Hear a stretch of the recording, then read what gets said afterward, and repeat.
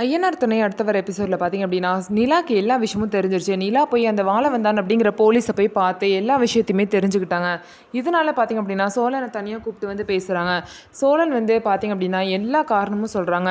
நான் மட்டும் அன்னைக்கு உங்களை கல்யாணம் பண்ணல அப்படின்னா கண்டிப்பாக வந்து நம்ம கல்யாணம் நெஜ கல்யாணம் இல்லை, நம்ம 2 பேர் லவ் பண்ணல அப்படின்னு சொல்லிட்டு உங்கள் ஃபேமிலி எல்லாத்துக்குமே தெரிஞ்சிருக்கும். அப்புறம் அவங்க வந்து உங்களை சென்னையில் வந்து உங்களை கூட்டிகிட்டு போயிருப்பாங்க அப்படின்னு சொல்லிட்டு சோழன் என்னதான் காரணம் சொல்லி சமாளித்தாலும் நிலா வந்து அது எதையுமே ஏற்றுக்கிற மாதிரி இல்லை.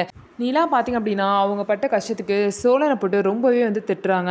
உன்ன மாதிரி ஒரு கேவலமான பர்சனை நான் பார்த்ததே இல்லை, உன் மேலெல்லாம் எப்படி லவ் வரும்னு நினச்சிட்ருக்க, பொய்யான கல்யாணத்தை நெஜ கல்யாணமாக மாற்றலான்னு பார்க்குறியா, அதெல்லாம் கனவுல கூட நடக்காது. நான் இங்கே வந்து பண்ண நல்ல விஷயம் டிவோர்ஸ் வந்து பண்ணணும் அப்படின்னு நினச்சது தான். அது பண்ணணும்னு நினைக்கிறப்ப தான் எனக்கு எல்லா உண்மையுமே தெரிய வந்திருக்கு.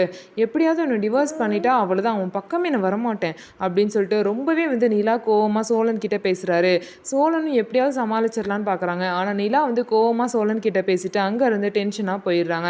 ஸோ இதுக்கப்புறம் என்ன நடக்க போகுது, ஸோ நிலாவும் சோழனும் திரும்ப சேருவாங்களா மாட்டாங்களா அப்படிங்கிறத வெயிட் பண்ணி பார்க்கலாம். ஸோ நம்ம வீடியோ உங்களுக்கு பிடிச்சிருந்தா நம்ம வீடியோவை லைக் பண்ணிக்கோங்க. மறக்காமல் நம்மளோட சேனலை சப்ஸ்கிரைப் பண்ணிவிட்டு பாருங்கள்.